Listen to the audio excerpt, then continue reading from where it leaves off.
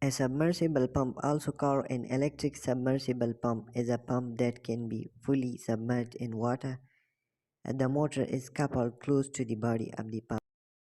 Here we are talking about the small low-head submersible pump. Their specifications are: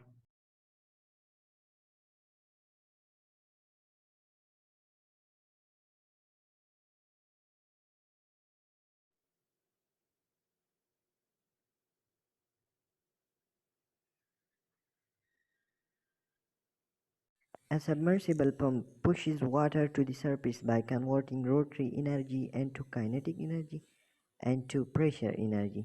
This is done by water being pulled into the pump in the intake, where the rotation of the impeller pushes the water through the diffuser. From there, it goes to the surface. Uses: it is used in fountains. It is used in hydroponic system. It is used in spout. It is used in fountains aquarium.